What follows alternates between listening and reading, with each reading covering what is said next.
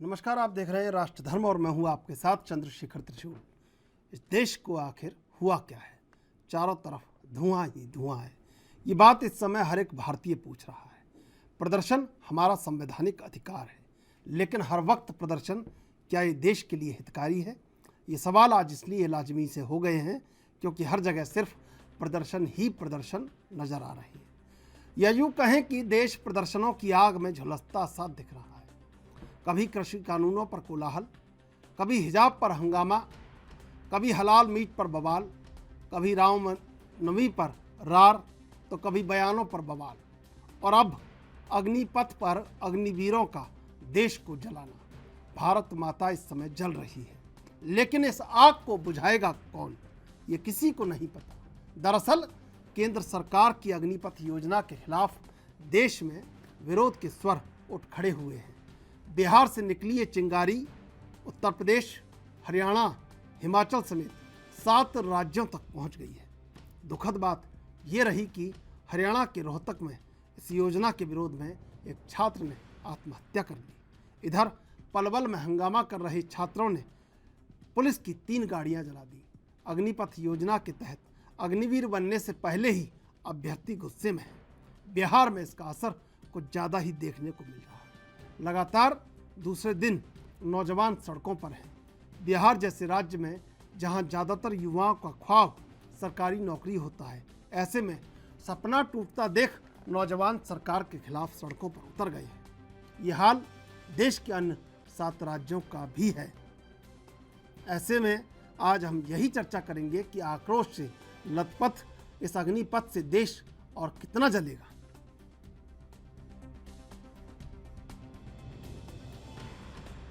It's a very nice initiative that the central government has taken because it ensures, it will ensure employment for the people. It will also give exposure to the teenagers or the people who are in the age group from 17 to 21, because the people who are in this age group are really very energetic.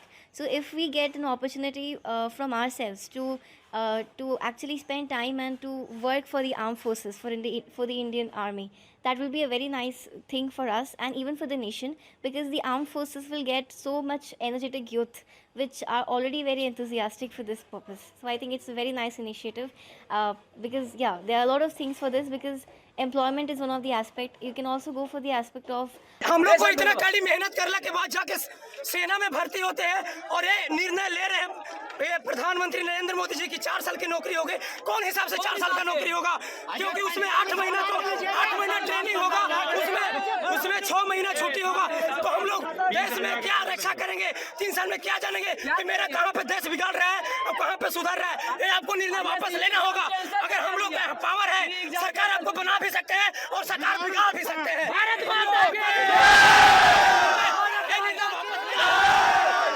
सड़क पर हम लोग इसलिए होते हैं sir कि army, air force, navy का सभी का 4 साल जॉब कर दिया गया सर।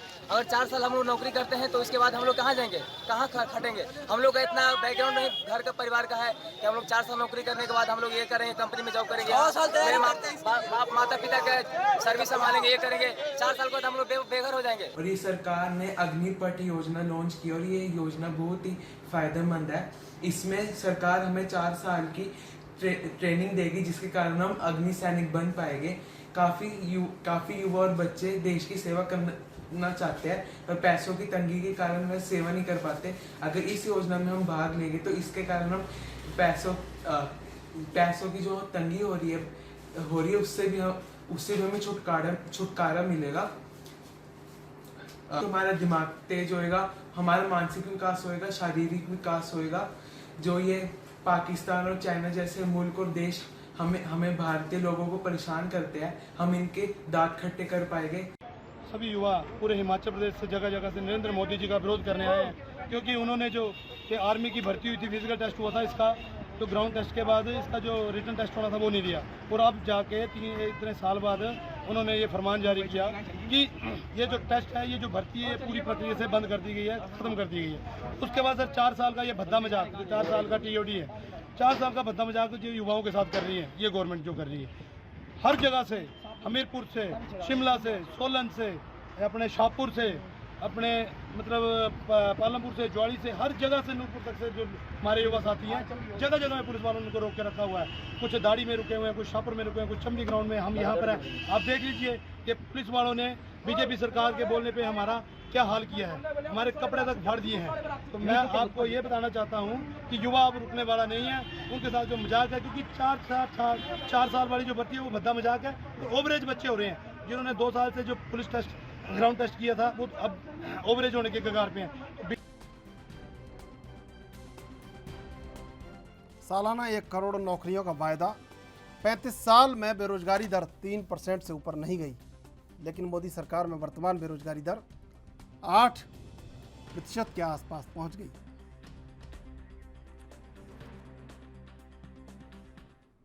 इसी मुद्दे पर आज चर्चा करेंगे। 3 मेहमान इस समय हमारे साथ जुड़े हुए हैं। रश्मि सिंह भाजपा से, अमलेंद्र त्रिपाठी युवा कांग्रेस से, ऋषभ रंजन महासचिव युवा हल्ला बोल। आप तीनों का स्वागत है एनबी न्यूज पर। रश्मि जी, सबसे पहले सवाल आपसे कि किसानों को कृषि कानून समझ में नहीं आए, जीएसटी व्यापारियों को समझ में नहीं आई, सीएए आपने कहा कि संप्रदाय को समझ में नहीं आया, मुसलमानों को समझ में नहीं आया, और अब ये जो भर्तियां निकाली हैं ये नौजवानों को समझ में नहीं आ रही हैं। ऐसा क्या है जो आपकी बात लोग समझ नहीं पा रहे हैं? ऐसा हो क्यों गया है?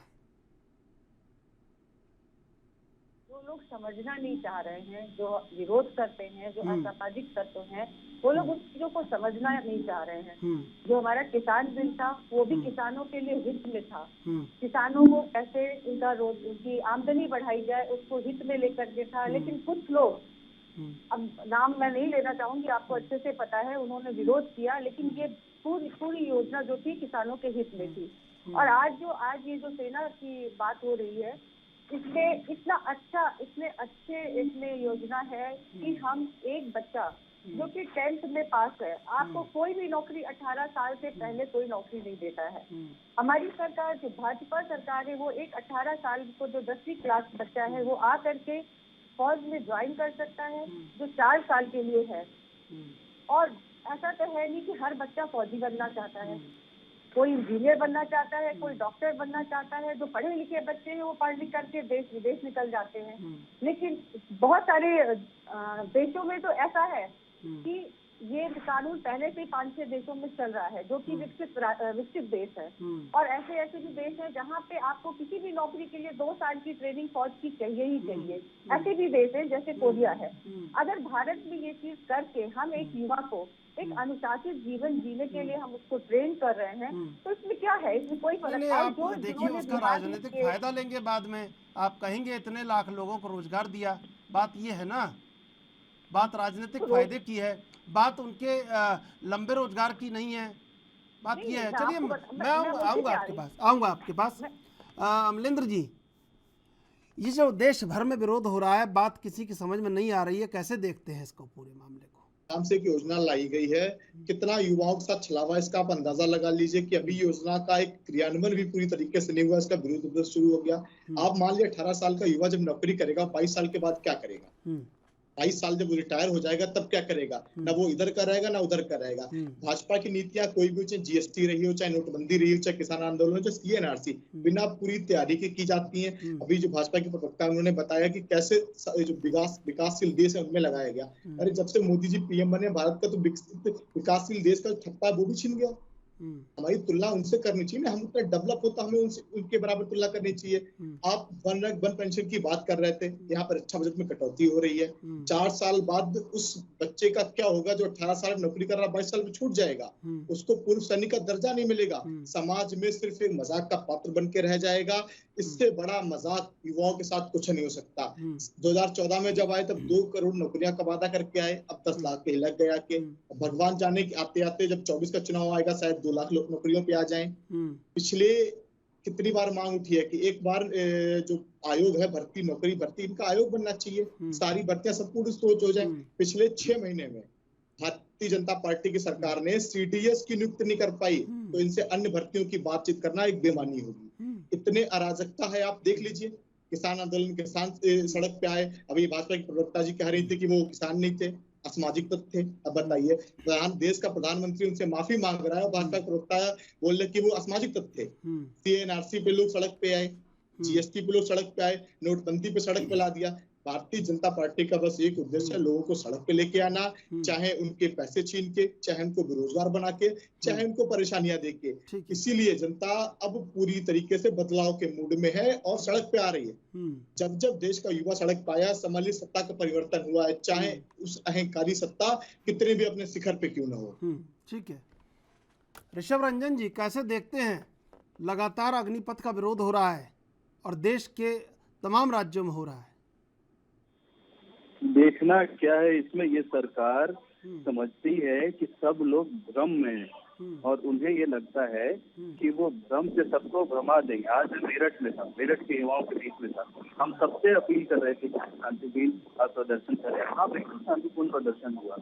अग्निपथ की ये पूरा है कि सेना को और युवाओं को ठेका पर रख दिया जाए और ठेका पे रखें किसका, युवाओं के भविष्य को और उसको। अभी जब दिल्ली के कनॉट पैलेस पे हमारा एक साइलेंट प्रोटेस्ट था, सचिन जो जिंद में था उसने आत्महत्या कर ली। आप मामले की गंभीरता को समझो। सचिन जिंद में एक आत्महत्या कर लेता है इस उम्मीद पर कि वो 3-4 साल जो तैयारी किया है वो किसी दिन सेना भर्ती में आएगा, पर वो सेना भर्ती में नहीं आ पाता है क्योंकि वो देखता है कि मेरा भविष्य खत्म हो गया। उसकी क्या गलती थी? दुनिया पूरी राजनीति कर रही है, सब राजनीति कर रहे हैं, हम आम युवा जो आंदोलन कर रहे हैं उनमें राजनीति नहीं कर रहे हैं। वो अपनी जायज मांगों को उठा रहे हैं और उनकी जायज मांग यही है कि अग्निपथ जैसी फर्जी स्कीम जो सेना को और युवाओं को ठेके पे रखती है उसे तुरंत मोदी सरकार अविलंब वापस ले। चंद्रशेखर जी, मैं खुद अभी मंदिर मार्ग थाने में हिरासत में हूँ तो मैं आपसे लंबी बात नहीं कर पाऊंगा, लेकिन एक बात अगर मुझे पूरी समय बोलनी हो तो मोदी सरकार युवाओं और भारतीय सेना दोनों के साथ एक मजाक कर रही है। ठीक है रश्मि जी, अब कैसे बुलडोजर चलाएंगे इन पर? ये तो लाखों जो हजारों जितने भी अभ्यर्थी हैं, जितने भी युवा हैं, सड़कों पर उतर के और भारत माता की जय के नारे लगा रहे हैं, इनको देशद्रोही कैसे कहेंगे बताइए? मैं भी देखिए, मेरे पति भी सेना में है, मैं भी यहाँ से बैठ के भारत माता की जय ही बोल रही हूँ। और मैं आज आपको बता देती हूँ, कारगिल वॉर के समय मैं भी वहाँ पे थी और सेना में कैसे सैनिक लड़ते हैं मेरे से ज्यादा अच्छा कोई नहीं जान सकता। मैंने वेलफेयर का भी काम किया है कि वहाँ पे सैनिकों के लिए जो भी वेलफेयर है वो मैं कर सकती हूँ। और अब मुझे ये पता है, जब मैं कारगिल से दिल्ली आई, मेरी पोस्टिंग मेरे हस्बैंड की, मेरे पास ऑपरेशन विजय का एक वो था उस समय, और मैं जहाँ जहाँ गई मुझे दिल्ली के लोगों ने मुझे सैल्यूट किया क्योंकि मैं कारगिल से, हम मेरा परिवार कारगिल से, मेरे बच्चों को एडमिशन के लिए सारे स्कूल आगे आ गए कि मैडम आप लोग ऑपरेशन विजय से आए हैं। इसी के लिए मैं आपको एक और पहलू बता रही हूँ, जो 4 साल के बाद जो बच्चे अच्छे फोकस करके अच्छा काम करके सेना में भर्ती हो जाएंगे और उनके पास जो एक सर्टिफिकेट मिलेगा वो और दूसरी नौकरियों में उनके बहुत काम आएगा, क्योंकि मैंने वो देखा है, मैंने देखा है दिल्ली में। पहले भी बोल चुकी है, अभी देखिए इनको पूर्व सैनिक का दर्जा नहीं दिया जाएगा। मैडम एक चीज ध्यान रखिएगा, जब पूर्व सैनिक का दर्जा नहीं तो दिया जाएगा। अभी ये भी एक भ्रम की चीज है। उसके अलावा अमलेंद्र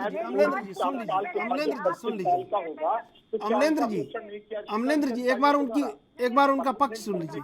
अमलेंद्र त्रिपाठी जी, अमलेंद्र जी एक बार उनका पक्ष सुन लीजिए पहले।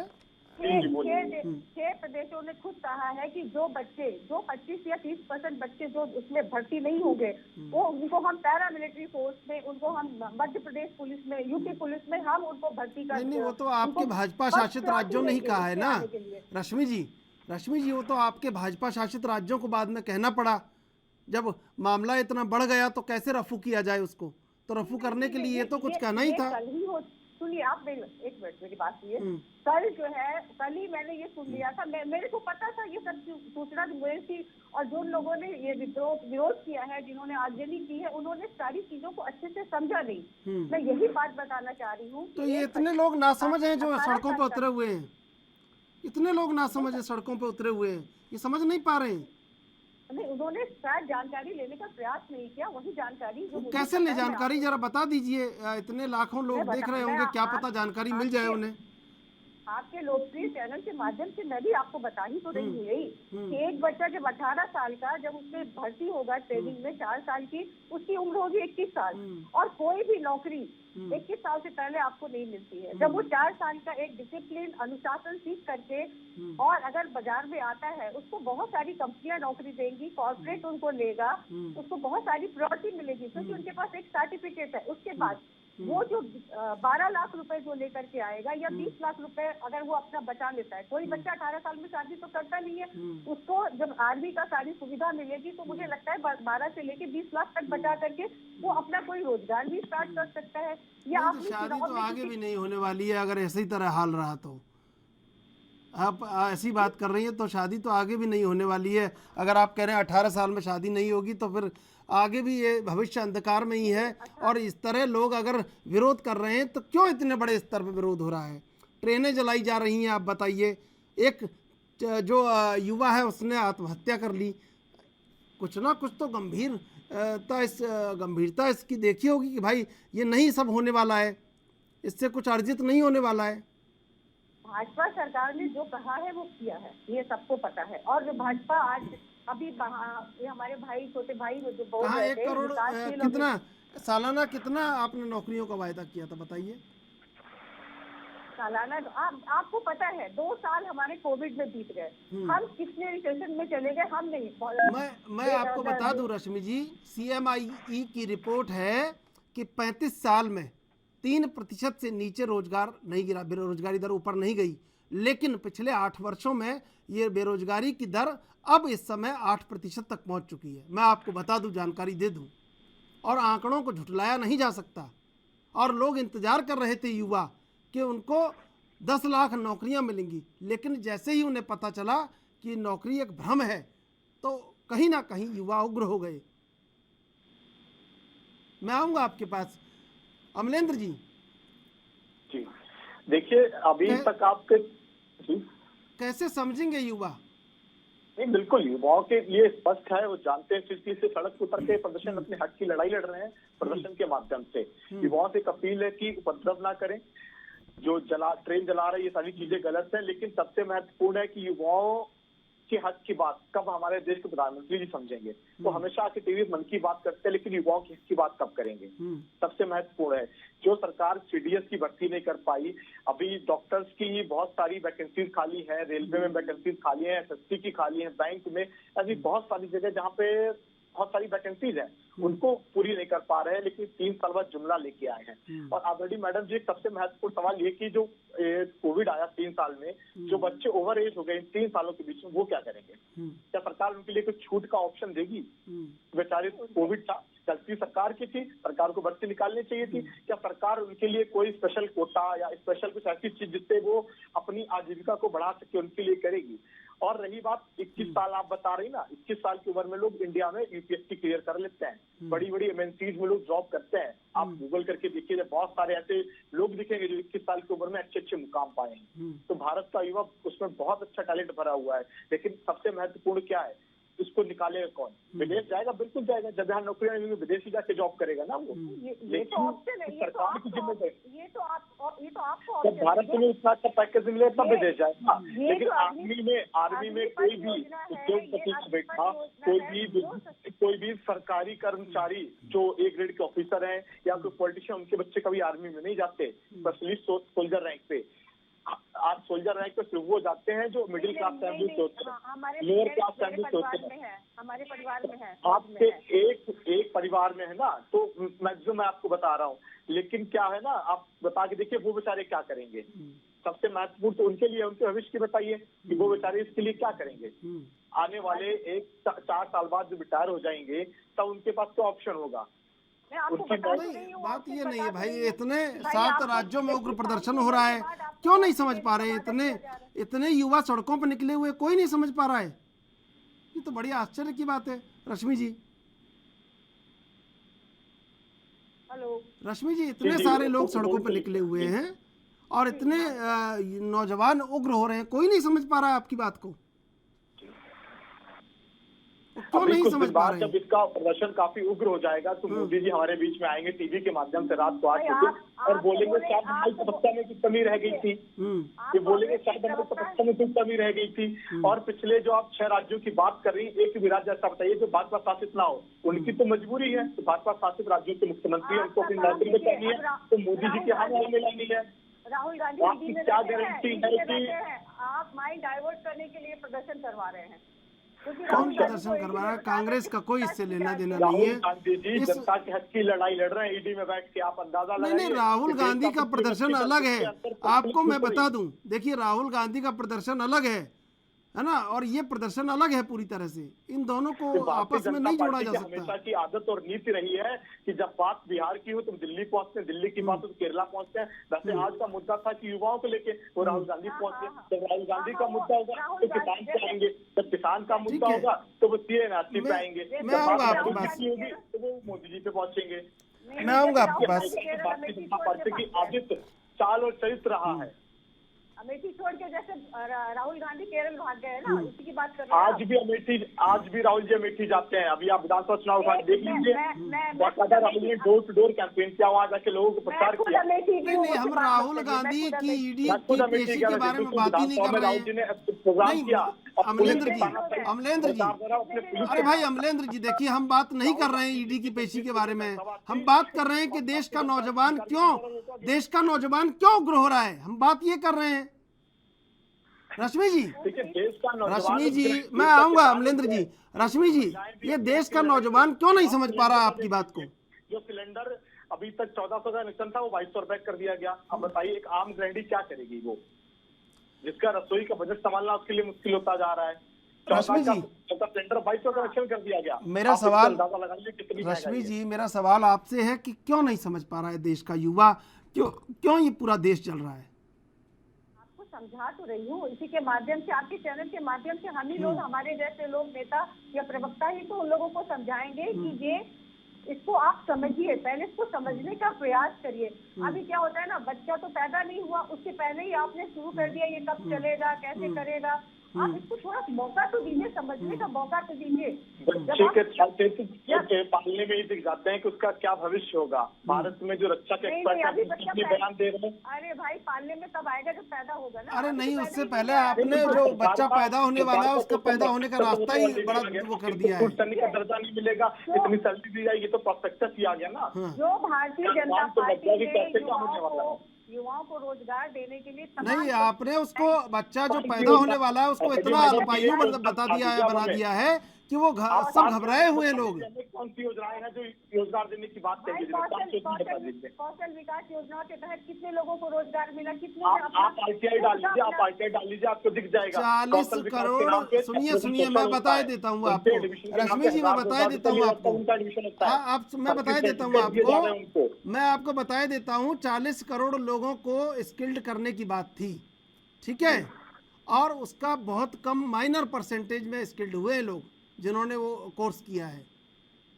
आप अगर उसकी आजीविका कौशल की बात कर रही हैं तो, और कई राज्यों में योजना बिल्कुल एकदम मरणासन स्थिति में है इस समय, अगर आप स्किल डेवलपमेंट की बात कर रहे हैं। राज्य भी हैं, हाँ, और जिनमें कुछ भाजपा शासित राज्य। रश्मि जी, अब रश्मि जी ये बताइए कि ये देश का युवा अपने घरों को लौट जाए और इसको समझ में आ जाए कि देश में जो सरकार कर रही है उनकी बेहतरी के लिए कर रही है, ये कैसे होगा? देश की सरकार जो भारतीय जनता पार्टी की सरकार है वो युवाओं, महिलाओं। चलिए, मैं आपसे जवाब लूंगा, लेकिन अभी लेंगे एक छोटा सा ब्रेक के बाद फिर हाजिर होंगे।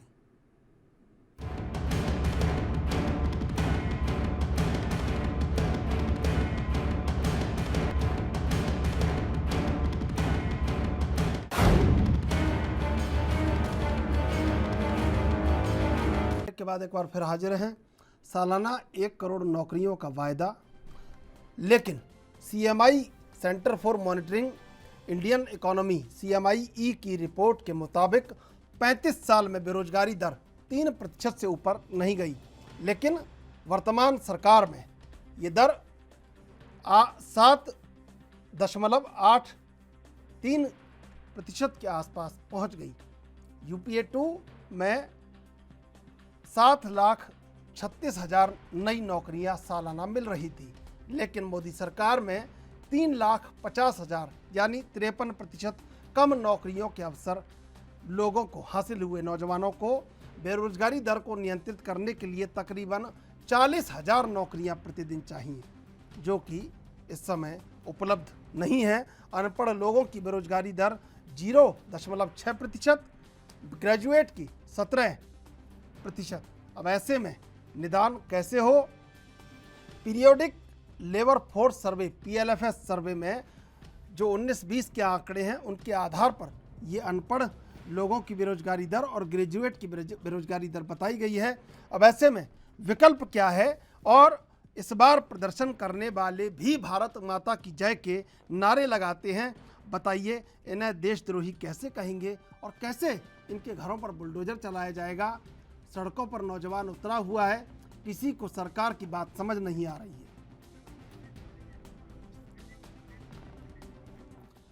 रश्मि जी, इतने सारे सवाल हैं और जवाब सिर्फ सरकार के पास है, और सरकार का जवाब नौजवानों को समझ में नहीं आ रहा है। जब भी आप कोई नई स्कीम योजना लाते हैं, नया कानून लाते हैं, नया विधेयक लाते हैं, लोग सड़कों पर निकल पड़ते हैं। क्या पूरा देश आपके खिलाफ हो गया है? नहीं, पूरा देश कैसे खिलाफ है? तो भाजपा सरकार आई है, उसने देश को कहां से कहां पहुंचाया है। कहां और पहुंचाया? ये एक ऐसी सरकार है, आप जाइए, आप रूट लेवल पे काम देखिए, घर घर शौचालय, घर घर सिलेंडर, उज्ज्वला के तहत कितने सारे कार्य, किसानों की आय कैसी दोगुनी हो। ये बताइए, आपके 400-500 स्कीमों को लेके बात करें कि सबको ये समझाएं कि अग्निपथ योजना को छोड़ दो। आप तो ये देखो, आपके घर में सिलेंडर है, अगर पिताजी किसान है तो उसको पैसा मिला है, सारी बातें समझाएं उसको। आप बार बार बुलडोजर की चर्चा कर रहे हैं। हाँ। आपको पता है बुलडोजर किसके ऊपर चल रहा है? अरे भाई देखो, करनी पड़ती है चर्चा, सुप्रीम कोर्ट ने आपको नोटिस दे दिया है, इसलिए करनी पड़ती है। हम सवाल न पूछे आपसे, बताइए। नहीं, आपने बीच बुलडोजर का सुप्रीम कोर्ट ने आपको नोटिस दे दिया है, उत्तर प्रदेश सरकार को 3 दिन में जवाब मांगा है। क्यों चलाया, कैसे चलाया, किस कानून के तहत चलाया, किस लिए चलाया, जवाब दो। 3 दिन का समय है, जवाब दे देना आप। हम तो पूछेंगे ना सवाल आपसे। बुलडोजर जो गलत काम करेगा, जो पत्थरबाजी करेगा हमारे सैनिकों पे, हाँ तो ये चला दीजिए। ये जो नौजवान हैं, ये सब निकले हुए सड़कों पे, चला दीजिए। हिम्मत है तो इन पे भी। इन नौजवानों की बात नहीं हो रही है, तो फिर बात उनको हो रही है जो हिंसा फैलाते हैं। हाँ, जो जुम्मे की ये भी तो हिंसा फैली रही है। सड़कों पे निकले हुए हैं, ट्रेनों में आग लगा दी है, आत्महत्या कर रही है, ये भी तो हिंसा फैली हुई है। ये क्या है बताइए? पूरा देश में हाहाकार मचा हुआ है, कैसे आंखें बंद कर लें? क्या बताइए आप रश्मि जी? अच्छा देखिए, सब हम आपको तो बता रहे हैं, आपको निश्चित चीजें बता रहे हैं, अब आप समझने को ही तैयार नहीं है। नहीं, कौन? हमें कुछ नहीं समझना, आपका उत्तर जो देना है आप दे दीजिए। दर्शक देख रहे हैं, क्या पता रश्मि सिंह की बात को समझ जाएं, भाजपा की बात को समझ जाएं लोग। नहीं, आप ये बताइए, हिंसा क्या उचित है? आप इसको उचित मानते हैं हिंसा को? अरे हम ये पूछ रहे हैं, हिंसा हो क्यों रही है भाई? बात करते हुए बड़ा क्यों हो रही है हिंसा? भारतीय जनता पार्टी के लोग गोडसे को पूछते हैं और आज गांधी जी की बात कर रहे हैं। चलिए, देख के अच्छा लगा, इसीलिए कहते हैं ये देश गांधी जी का है। गांधी जी को मानिए, उनके विचारों को फैलाइए, हिंसा किसने करवाई है? बंद हो पाएगी। किसने करवाई है हिंसा बताइए? और बात करें हिंसा की, ये कहाँ तक पॉसिबल है? जब देश के युवाओं को गोडसे के बारे में बताया जाएगा, भारतीय जनता पार्टी के लोग उनकी पूजा करेंगे, तो हिंसा ही होगी ना। और रही बात, आप नवाज की बात करो, भारतीय जनता पार्टी के लोगों के गलत बयानबाजी आती है, ये कहाँ तक उसकी जिम्मेवार नहीं है? और जो कर रहे हैं, हिंसा क्यों हो रही है, मैं ये पूछ रहा हूँ। अमलेंद्र जी, कोर्ट का है, माननीय न्यायालय। अरे अमलेंद्र जी, मैं आपके पास आऊंगा। अमलेंद्र त्रिपाठी जी आऊंगा। क्यों हो रही है हिंसा बताइए आप? किसने करवाया? इसमें तो किसी कांग्रेस का हाथ नहीं है, इसमें तो किसी देशद्रोही का हाथ नहीं है। आपकी स्कीम लोगों को समझ में नहीं आई, लोग सड़कों पर तो रहे। एक युवा ने अपनी जान दे दी, इससे बड़ा क्या हो सकता है बताइए आप?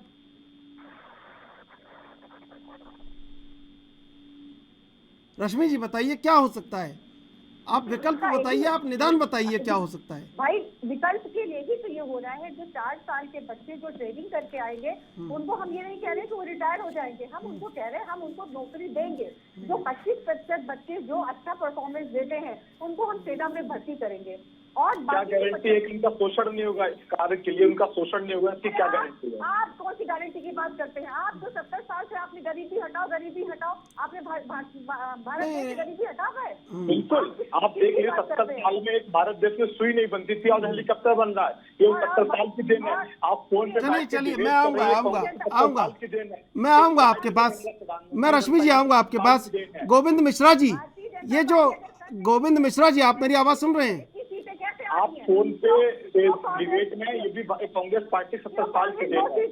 क्यों 2 सीट पे आ गई कांग्रेस का सुपड़ा साफ हो गया। भारतीय जनता पार्टी ने शुरुआत से 2 से की थी, भारतीय जनता पार्टी अब वो भी रहमो करम पे 1980 में भारतीय जनता पार्टी शुरुआत में 2 सीटें चुकी थी और वो भी रहमो करम पे।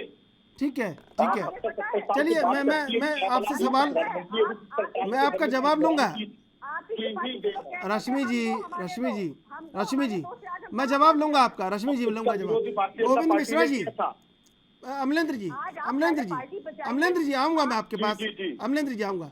गोविंद मिश्रा जी, ये क्यों हो रहा है कि युवाओं को बात समझ में नहीं आ रही, सरकार की स्कीम समझ में नहीं आ रही है? गोविंद जी आवाज आ रही है आपको मेरी? चलिए, अमलेंद्र त्रिपाठी जी, इतना बड़ा युवाओं का वर्ग और सब सड़कों पे निकला हुआ है और सरकार की बात किसी को समझ में नहीं आ रही है, ऐसा क्यों है? बिल्कुल, ये अपनी तानाशाही में चूर हैं, ये किसी की बात नहीं सुनना चाह रहे। इनके जो एक प्रतिनिधिमंडल है इनका, वही बस अपनी तानाशाही, अपने घमंड में, सत्ता के नशे में चूर है। वो ना युवा हित की बात कर रहे, ना किसान हित की बात कर रहे, ना जनता हित की बात कर रहे हैं। महिलाओं पर अत्याचार सरकार में सबसे अधिक बढ़े, ये आंकड़े गृह मंत्रालय के कहते हैं। बिहार से कई सारे केंद्रीय मंत्री केंद्र सरकार में है, क्या उनको युवाओं को भी नहीं जाना चाहिए था? जाते अपनी बात समझाते हैं, लेकिन नहीं जाएंगे क्योंकि सत्ता के नशे में चूर हैं। अभी मैडम ने 70 साल की बात की, तो 70 साल की देन है कि आज फोन यूज कर रही है। एक चाय बेचने वाला देश का प्रधानमंत्री 70 साल की देन है। देश में एक सुई नहीं बनती थी, आज हेलीकॉप्टर बना 70 साल की देन है। एम्स, IIT, बहुत सारी ऐसी चीजें 70 साल की देन है। आप बताइए पिछले 7 सालों में, 8 सालों में क्या किया? अमेठी से बहुत सारे प्राइम मिनिस्टर गए हैं। मैं बिल्कुल चंद्रशेखर जी से कहती कि एक बार अमेठी आई। चलिए मैं आऊंगा आपके पास। गोविंद मिश्रा जी, अमलेंद्र जी मैं आऊंगा आपके पास। गोविंद मिश्रा जी, ये क्यों सरकार की योजना लोगों की समझ में नहीं आ रही? युवा सड़कों पर क्यों निकला हुआ है? ये मैं आपको बता दूं कि ये योजना एक तरह से अग्निवीर योजना कहना इसको गलत होगा। एक तो जुमला वीर योजना कह सकते हैं हम इसको। ये देश भर के युवाओं को जुमला दिया जा रहा है कि सेना में भर्ती आई है, जबकि हकीकत ये है कि पिछले 4 साल से सेना की कोई भर्ती नहीं आई। और वो जो लड़के पिछले 4 साल से 3 साल से, आप मान लीजिए कोरोना वाले पीरियड है, 3 साल जी आप, मैं अभी टीवी स्क्रीन पे नहीं देख पा रहा हूँ, लेकिन मैं गेस कर पा रहा हूँ आप शायद हो सकता है बीजेपी के प्रवक्ता हूँ। और मैं आपको बता दूं कि जो लड़के लगातार 3 साल से ये तैयारी कर रहे थे, रोज हर सुबह जाके सड़कों पे दौड़ रहे थे। आप गांव-गांव में, कस्बे में चले जाइए, हर जगह आपको ऐसे छात्र मिल जाएंगे जो मतलब उनसे बचपन से उनका सपना होता है कि सेना में भर्ती होना। और वो सेना में भर्ती केवल नौकरी के लिए नहीं होना चाहते हैं, वो सेना में भर्ती होना चाहते हैं अपनी आस्था की वजह से, अपनी श्रद्धा की वजह से, अपने देश के प्रेम की वजह से। पिछले 3 साल से वैकेंसियां नहीं आई और अब जो आई भर्तियां आई। आप मेरी बात सुन लीजिए, फिर मैं आपकी बात सुन लूंगा। पिछले 3 साल से भर्तियां नहीं आई और अब जो भर्तियां आई हैं वो 4 साल के लिए आई हैं। अब सोचिए उनके सपनों का क्या, उनको जो सेवा ये करना चाहते थे वो 4 साल बाद क्या कहाँ जाएंगे? और पहली बात तो ये उनकी भावनाओं की वाली बात मैं बता दिया। दूसरी बात, ये जो स्कीम है इसके पीछे का अगर आप समझना चाहें तो देखिए 4 साल मतलब वो नौकरी तो सेना की करेंगे, वो ट्रेनिंग लेंगे सेना से, लेकिन अभी अपनी सर्विसेज ये 4 साल के बाद तो बड़े बड़े इंडस्ट्रीज को देंगे। क्योंकि वो 4 साल में जो 12th पास लड़के होते हैं, जो 17 से 21 साल के उम्र के लड़के होते हैं, वो इसके लिए एलिजिबल होते हैं और वो 12th के बाद, 10th के बाद इन भर्तियों में शामिल होते हैं।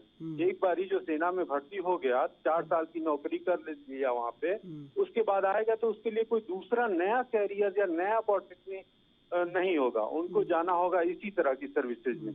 जो आजकल ये सुरक्षा के नाम पे जो प्राइवेट एजेंसियां हैं जो देती हैं उनमें भाई जाएंगे। सुन तो लीजिए रश्मि नहीं, जी, आप सुन लीजिए ना, आप सुन लीजिए। नहीं आप सुन लीजिए, आपने अपना पक्ष रखा, वो अपना पक्ष रखा, सुन लीजिए। सुनने में क्या हर्ज है? आपके पास क्या स्कीम आप है? सुनेंगे नहीं तो कैसे होगा भाई? उनके लिए 4 साल के बाद सुनना क्या तो पड़ेगा स्कीम? ना। मैं बता रही हूँ आपको। नहीं आप सुन लीजिए, फिर आप बता दीजिएगा। आप एक बार आप सुन लीजिए पहले, फिर आप बता दीजिएगा। मैं आपसे जानूंगा, मैं आपसे उसका जो सवाल, ये जो सवाल है मैं इसका मेरी जवाब बात भी लूंगा। सुन लीजिए, मेरी बात सुन लीजिए। मैं छात्रों के बीच रहा हूँ। आज सुबह ही मैं मेरठ में था जहाँ छात्र प्रदर्शन कर रहे थे और मेरठ में काफी शांतिपूर्ण प्रदर्शन कर रही है।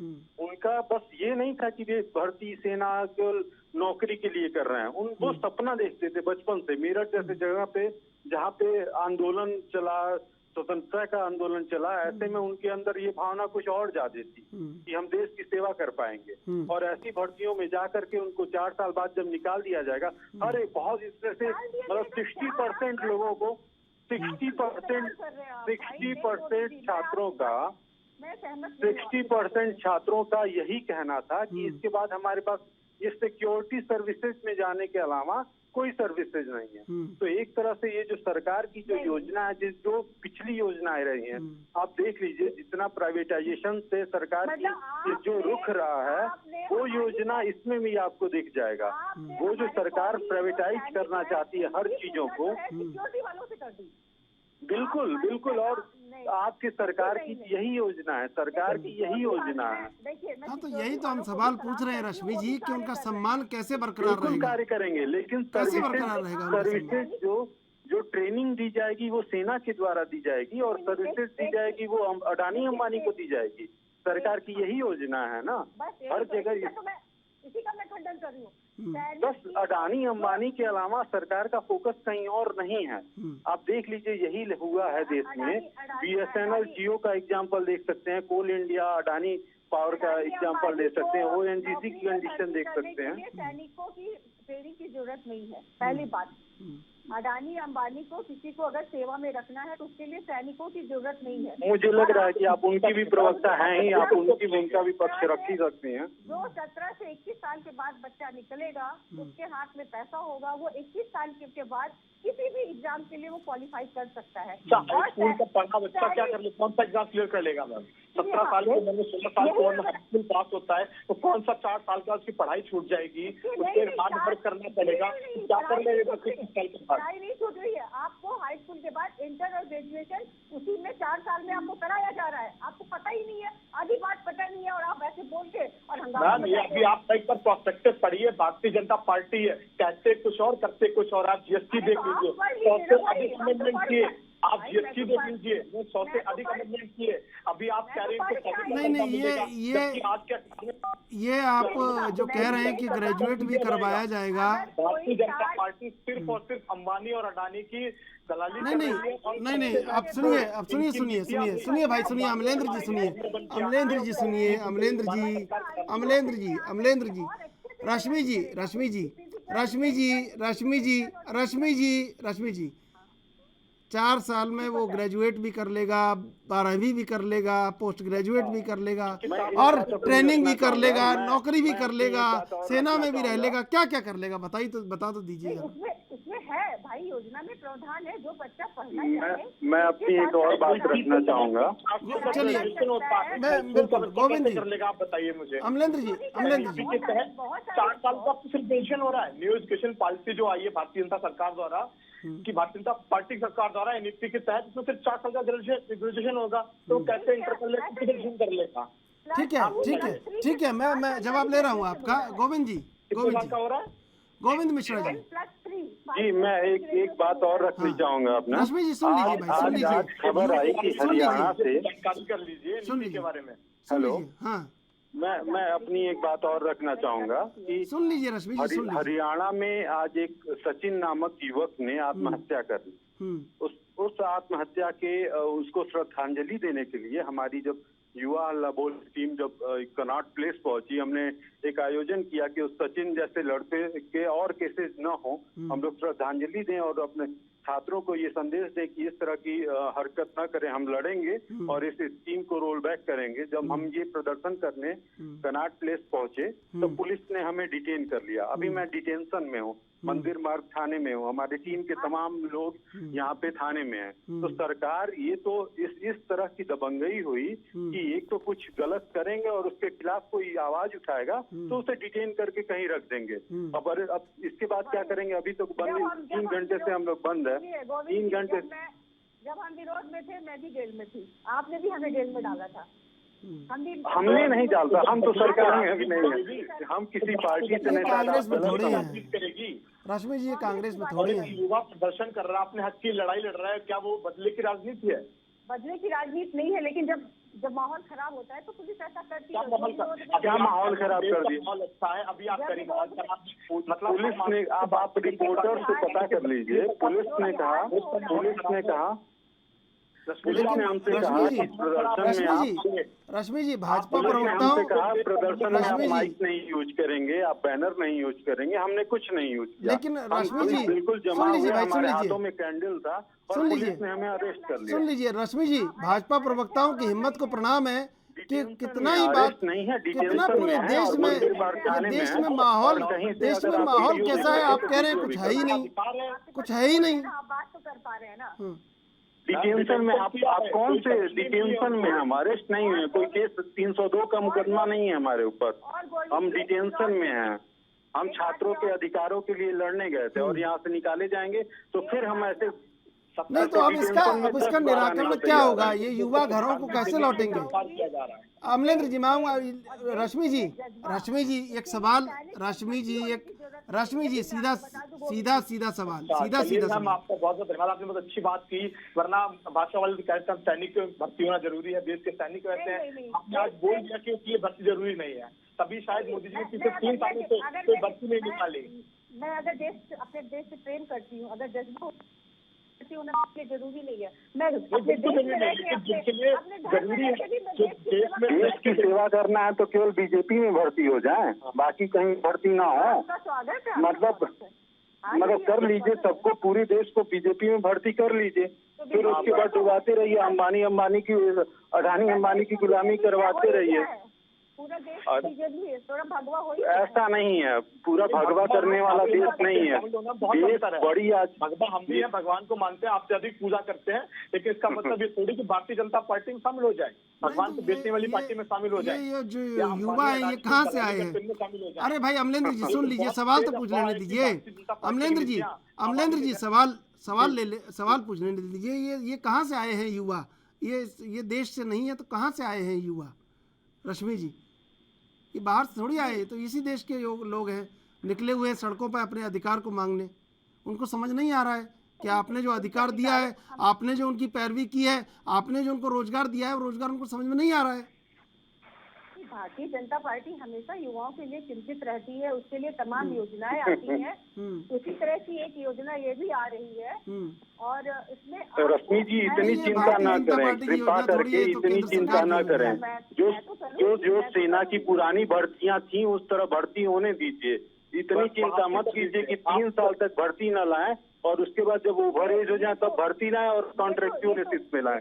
देश भर में लाखों सरकारी पद खाली पड़े हैं। प्रधानमंत्री जी ने 10 लाख नौकरियों का वादा किया है ना, उनके पिछले वादों को भी देख लीजिए। जब वो 2 करोड़ नौकरियों का वादा किए थे, अभी 2019 चुनावों से पहले आप देख लीजिए, 2019 के चुनाव में, सुन लीजिए रश्मि जी सुन लीजिए, 2019 के चुनाव में प्रधानमंत्री जी ने वादा कीजिए, फैक्ट हम बात कर रहे हैं तो आप सुनेंगे नहीं, अब फर्जी बातें तो आप कर लेंगे। 2019 के चुनाव में प्रधानमंत्री जी ने वादा किया कि आने वाले 2 सालों में हम रेलवे से 4 लाख नौकरियां भरेंगे। रेलवे की 4 लाख नौकरियां भरेंगे अगले 2 साल में। आज 3 साल से अधिक का समय हो गया है, अभी तक कोई भर्ती नहीं हुआ। 24 के बाद आज 3 साल से अधिक का समय हो गया है, कोई भर्ती नहीं हुआ है, अभी पूरी कोई भर्ती नहीं हुई है। अब उसी तरह का एक जुमला ये भी है कि 10 लाख नौकरियां भरेंगे। अरे देश में 10 लाख से अधिक तो शिक्षकों के पद खाली हैं, पुलिस में भर्तियां खाली हैं, सेना में भर्तियां खाली हैं, स्वास्थ्य व्यवस्थाओं में भर्तियां खाली हैं। अगर ये कुल गिना दिया जाए तो करोड़ों से ऊपर रोजगार की नौकरियों की जरूरत है जो देश भर में एम्प्लॉय हो सकते हैं। लेकिन ये सरकार, भारतीय जनता पार्टी का एक ही तरीका होता है कि हर चीज जो प्रॉफिट में है उसको प्राइवेट कर दो, जो लॉस में चल रहा है उसको सरकारी कर दो। एसेट का जो लॉस में चल रहा है उसको सरकारी करके, जो कंपनियां घाटे में चल रही हैं, प्राइवेट हाथों में जो घाटे में चल रही हैं, उनका कुछ साठ गांठ होगा जिसको सरकारी कर दिया जा रहा है, और जो फायदे में चल रही है उसको प्राइवेट हाथों में बेच दिया जा रहा है। सेना की भर्ती भी अब ठेके पे आ गई है। आप छात्रों के आपके छात्रों के किसी भी रोज के जवाब में आपको बस हिंदू मुसलमान मंदिर मस्जिद वही मिल जाता है। उसके अलावा जब फैक्ट पे आपसे बात किया जाए तो आप फैक्ट पे आप बात नहीं करेंगी। इस समय देश में इतनी बड़ी समस्या है, देश भर के छात्र आक्रोशित हैं, उस पे आपके न प्रधानमंत्री जी के पास जवाब है, न आपके नेताओं के पास जवाब है, न आपके पास जवाब है। तो किया जा रहा है जब पिछले 3 साल से भर्तियां नहीं आई, जब पिछले 3 साल से भर्ती राजनीति में तो अभी तो हम नहीं है, लेकिन ऐसा ही चलता रहा तो हम भी होगा राजनीति कि में उतर आएंगे। युवा अपने घरों को लौट जाएं। राजनीति में हम नहीं है, हम किसी पार्टी किस तरह देश को आगे बढ़ाए, किस तरह से हम भारतीय जनता पार्टी ऐसे कार्य करती है और ये पब्लिक जानती है। और ऐसे 5 कार्य बता देंगे तो भारतीय जनता पार्टी ने बढ़ाने का कार्य किया है। मेरी बात सुनिए, किसी कारणवश अगर हमारे युवा भाइयों जिनको ये बात पता नहीं चल रही है, कम्युनिकेशन गैप हो सकता है, हम उनको समझा नहीं पा रहे हैं, हम प्रयास करेंगे कि हम उनको समझाएं। और किस तरह से जो बच्चे सैनिक में जाना चाहते हैं, अच्छा आप एक बारी मुझे ही समझा दीजिए, मैं भी युवा भाई समझ के आप मुझे समझा दीजिए, पिछले 3 साल से भर्तियां क्यों नहीं आई? आपको पता है कोविड था। ठीक है मान लिया कोविड था, ठीक है अब चुप हो जाए। अब अगला सवाल सुन लीजिए। मान लिया कोविड था, मान लिया मैं भी देश में था उसी टाइम पे, कोविड था, मान लिया रखो जी। अगला सवाल सुन लीजिए। 3 साल तक भर्तियां नहीं आई, 3 साल तक भर्तियां नहीं आई। जिस तरह से कोरोना में कितने चुनाव आपने जीते? आप काउंट किया है कोरोना में कितने चुनाव हुआ? भर्तियां नहीं हो सकती हैं जिसमें 50 लड़के गैदरिंग होंगे और लाखों लोगों की गैदरिंग करवा के चुनावी सभाएं हो रही थी ना, लाखों लोगों की गैदरिंग होकर चुनावी सभाएं हो रही थी ना, लाखों की गैदरिंग होकर चुनावी सभाएं हो जा रही थी, लेकिन आपको भर्तियां नहीं करवा पा रही थी। अब जब भर्तियां नहीं हुई है, मान रहे हैं कि आपसे गलती हो गई या फिर आप कह रही थी कि कोविड से छात्रों को बचा लें, तो मान लिया छात्रों को आपने कोविड से बचा लिया, लेकिन अब 3 साल जब बीत गए हैं तो उनको एज रिलैक्सेशन क्यों नहीं दिया जा रहा है? जो पिछले 3 साल से लगातार तैयारी कर रहे थे उनको 3 साल का एज रिलैक्सेशन क्यों नहीं दिया जा रहा है? चलिए मान लिया आपका 2 साल का आंकड़ा है तो 2 साल का तो एक एज रिलैक्सेशन दे दो, 2 साल की आयु में छूट दे दो, जिससे वो छात्र दोबारा से भाग ले लें। चुप तो हो जाइए, तुम तो जवाब तो सुन लीजिए। ऐसा नहीं है कि सिर्फ एज वालों को ही रिलैक्सेशन देना है, हमारे कितने व्यापार भाई जो भाई व्यापार करते थे उनके व्यापार। ठीक है गोल मटोल, मैं छात्रों का प्रतिनिधि हूँ, मैं छात्रों की बात पूछ रहा हूँ, गोल मटोल जवाब नहीं पूछ रहा हूँ, गोल मटोल जवाब आपसे नहीं मैं पूछ रहा हूँ। आप इसका जवाब दीजिए कि भारतीय जनता पार्टी हमेशा व्यापारियों की बात क्यों करती है? तो अंबानी अडानी व्यापारी है, इसलिए सिर्फ भारतीय जनता पार्टी हमेशा व्यापारियों की बात करती है। क्या छात्र इस देश का भविष्य नहीं है? इस देश का भविष्य युवा है, जिनकी बीएड की जो जीरो। मैं ये कह रही हूँ कि ऐसा नहीं है कि हमारे कोविड में बहुत लोगों का नुकसान हुआ है, कोविड में केवल देश का नुकसान हुआ है, जिसकी जीडीपी -23 तक पहुँच गई। स्कॉलरशिप बंद कर दी, जीरो एडमिशन फीस होती थी, 0 फीस एडमिशन होता था वो बंद कर दिया, सारी फीस बढ़ा दी, चाहे मेडिकल की हो चाहे इंजीनियरिंग की हो, सारी फीस बढ़ा दी। मैडम सुनते रहिएगा, जो एडमिशन होता था 0 फीस पे एडमिशन बंद कर दिया, स्कॉलरशिप बंद कर दी, सारी फीस बढ़ा दी, कोई वैकेंसी निकाली। तो छात्रवृत्ति सरकार है ना, इन 4-5 पॉइंट से तो निकल के ही चीज आ रही है। कहाँ बढ़ा दी मैम? IIT की फीस बढ़ गई, MBBS की फीस बढ़ गई, आप देखिए IIT की फीस बढ़ी, MBBS की फीस बढ़ी, और छोड़िए BA BSc BCom तक की फीस बढ़ा दी, स्कॉलरशिप कतई खत्म कर दी, बोलिए हमारे पास फंड नहीं है, तो 0 फी पे एडमिशन हुआ करते थे वो एडमिशन बंद कर दिए। अभी आप बीएड के एंट्रेंस से जुलाई को लगाए, इसके 0 फी एडमिशन थी वो बंद कर दी गई।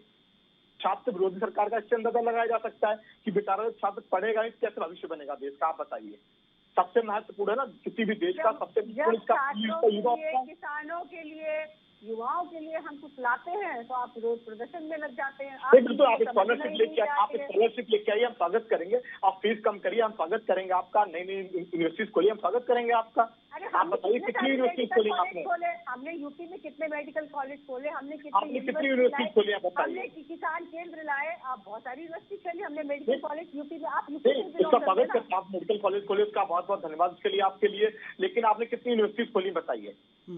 देश में प्रत्येक वर्ष लगभग 2 करोड़ युवा इंटर पास करता है, उसके बाद कहाँ जाएगा वो? आप बताइए उनके लिए कौन सी नॉन प्रोफेशनल यूनिवर्सिटी खोली आपने, एक बताइए।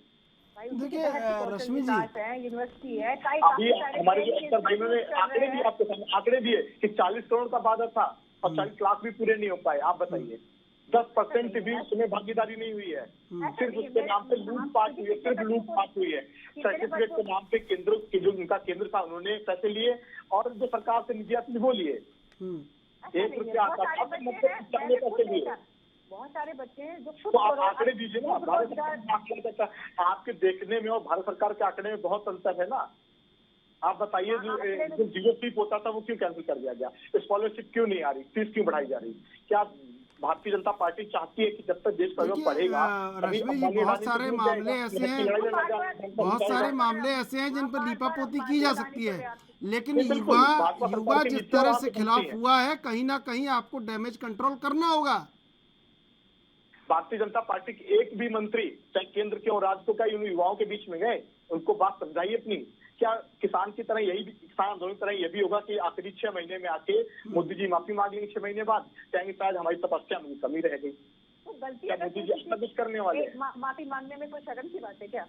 नहीं, बिल्कुल नहीं है, लेकिन किसी भविष्य आज तो लगभग 800 किसानों की जान लेने के बाद माफी मांगना कहाँ तक जाएगा? आप बताइए। 800 किसान गए, सर्दी गर्मी बरसात उन्होंने झेली, वहाँ पे ठंड झेली, युवा की सड़क ट्रेकिंग कर रहे हैं। एक जिंद के लड़के ने फांसी लगा ली। पहले डिबेट नहीं, बिल्कुल एक युवा ने फांसी लगा ली, क्या उसके परिवार का मुआवजा हो सकता है? अब युवा घर पर कैसे लौटेगा, मैं ये पूछ रहा हूँ सवाल आपसे रश्मि जी। रश्मि जी कैसे लौटेगा? रश्मि जी कैसे?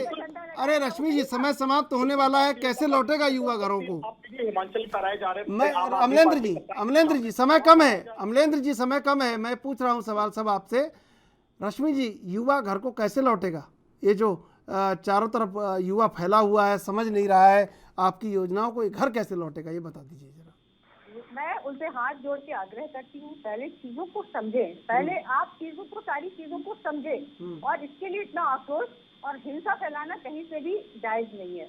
मेरा यही विनम्र निवेदन है कि पहले सारी पॉलिसी को, जो रक्षा मंत्री माननीय राजनाथ सिंह ने जो बोला है, जो हमारे चीफ ऑफ द आर्मी ने बोला है, जो चीफ ऑफ द एयरफोर्स ने बोला है, उनको चीजों को पहले समझे। उसके बाद अगर आप सैनिक बनना चाहते हैं तो आपका स्वागत है। हर आदमी सैनिक तो नहीं बनना चाहता है, लेकिन जिसमें जज्बा है कि वो देश की सेवा करके या सेना में रह के या सेना के बाहर रहकर देश की सेवा करना चाहता है, वो उसके ऊपर है। लेकिन पहले वो चीजों को समझे, उसके लिए आक्रोशित होने की कोई आवश्यकता नहीं है। युवा घर को कैसे लौटेगा? चलिए, भारतीय जनता पार्टी के मंत्री का सड़क पे आके उनके बीच में जाएंगे? आप बताइए। आप तो पार्टी प्रवक्ता हैं, लेकिन सरकार के मंत्री कब जाएंगे? क्यों नहीं सरकार के मंत्री को जाना चाहिए। ठीक है, चलिए ठीक है। गोविंद मिश्रा जी, ये युवा घरों में कैसे लौटेगा वापस, जो सड़कों पर निकला हुआ है? आपकी बात युवा क्यों माने? क्या भारत सरकार जो भारतीय जनता पार्टी की सरकार, भारत सरकार है, क्या उनके मंत्री का लिखित आश्वासन देंगे युवाओं को कि ऐसा नहीं हुआ आपके साथ, आपको पेंशन मिलेगी, आपको पूर्व सैनिक का दर्जा मिलेगा? क्या इसकी लिखित गारंटी देगी भारतीय जनता पार्टी? और सबसे महत्वपूर्ण, क्या इनका शोषण नहीं होगा कि आगे 25% जो कंटिन्यू किए जाएंगे बच्चे उनके नाम पे, आर्थिक रूप से, सामाजिक रूप से?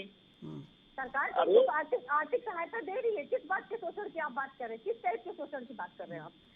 जो उनका मानसिक रूप से, सामाजिक रूप से, और वहाँ पे जहाँ जॉब करेंगे। लेकिन देखिए, समय समाप्त हो रहा है रश्मि जी, रास्ता भी आपको बताना होगा। अगर सड़क पर युवा निकल कर आया है तो आपके कारण आया है, और अब घर भी लौटेगा तो आपको वो हल बताना होगा। समय समाप्त हो रहा है। रश्मि सिंह जी, अमलेंद्र त्रिपाठी जी, गोविंद मिश्रा जी, आप तीनों का धन्यवाद डिबेट में जुड़ने के लिए। अग्निपथ योजना को लेकर पूरे देश में आक्रोश है।